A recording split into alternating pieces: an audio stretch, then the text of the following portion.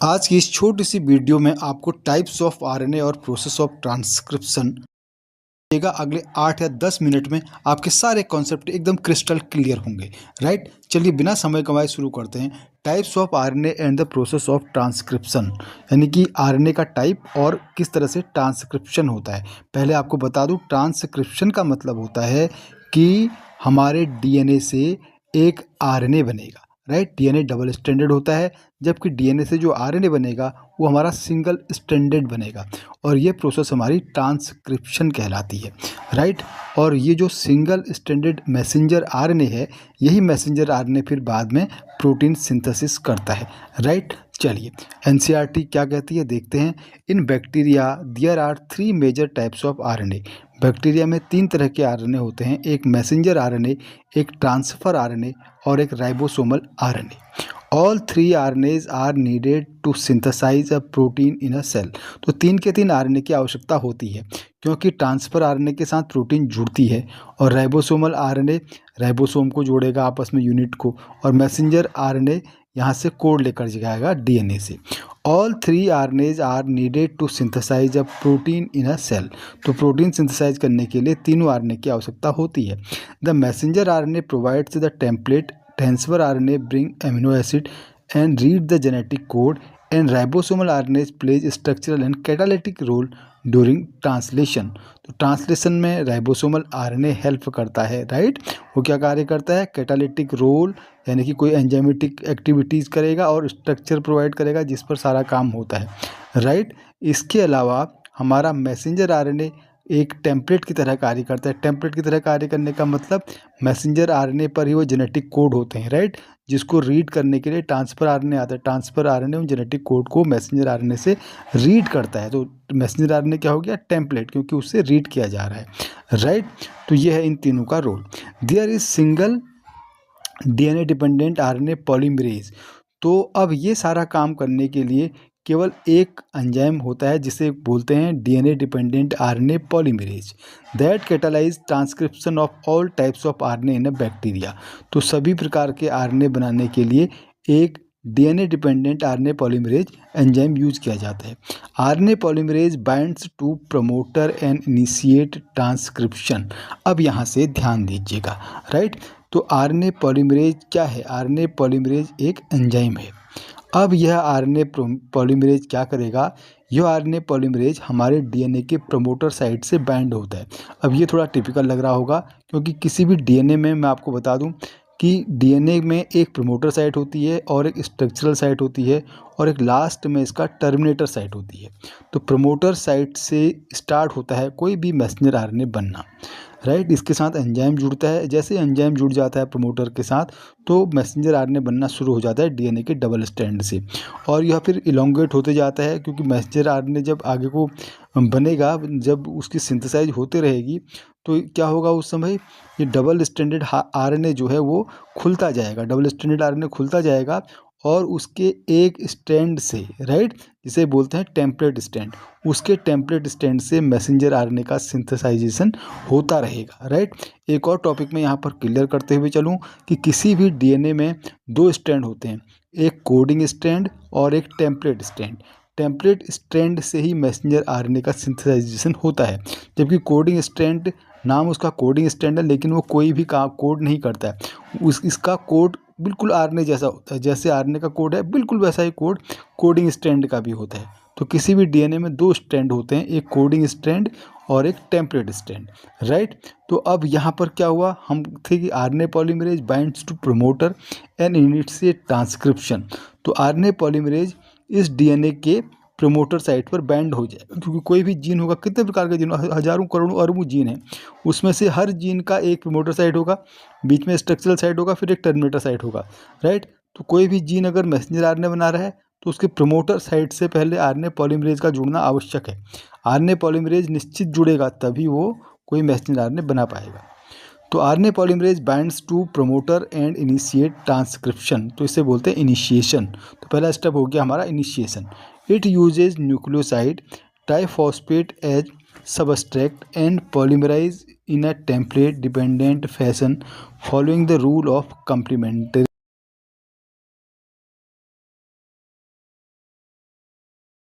तो यहाँ पर न्यूक्लियोसाइड ट्राइफॉस्फेट सबस्ट्रैक्ट की तरह कार्य करता है। सबस्ट्रैक्ट मतलब जिस पर एंजाइम वर्क करता है उसे बोलते हैं सबस्ट्रैक्ट। तो यहाँ पर पॉलीमरेज एंजाइम कार्य करेगा, तो सबस्ट्रैक्ट का काम कौन कर रहा है यहाँ पर? सबस्ट्रैक्ट का काम कर रहा है यहाँ पर न्यूक्लियोसाइड ट्राइफॉस्फेट। न्यूक्लियोसाइड क्या है?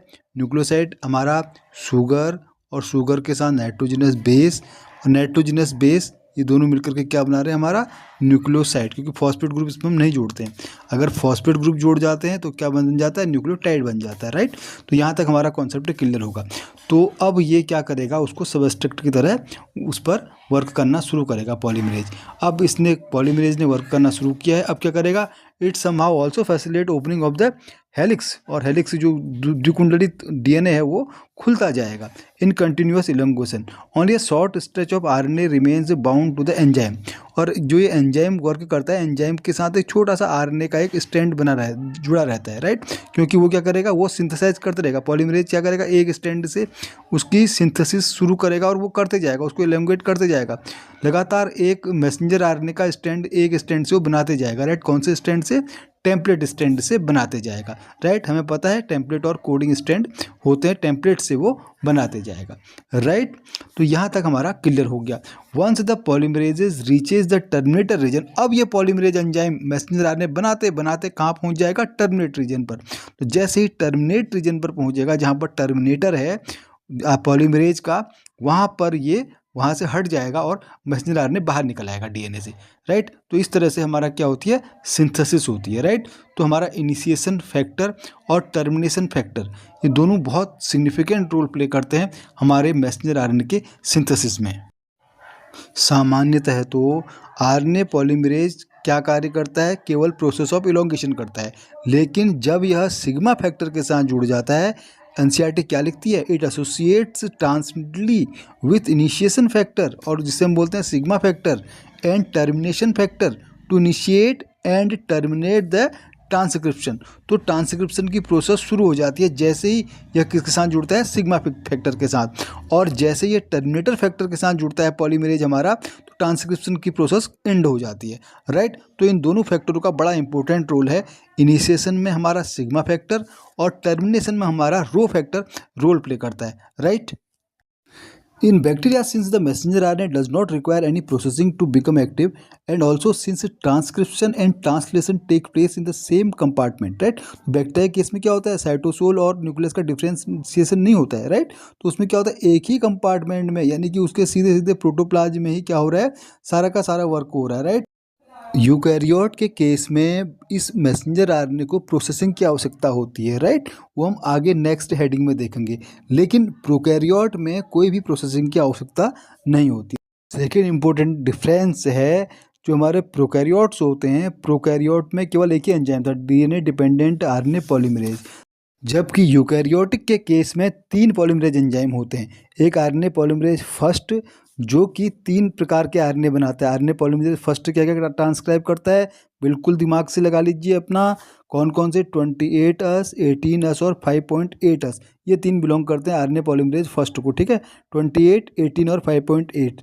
जबकि RNA polymerase third transfer RNA और 5S आरएनए को ट्रांसक्राइब करता है। ट्रांसफर आरएनए और 5S आरएनए और SNRNA स्मॉल न्यूक्लियर आरएनए को ट्रांसक्राइब करता है।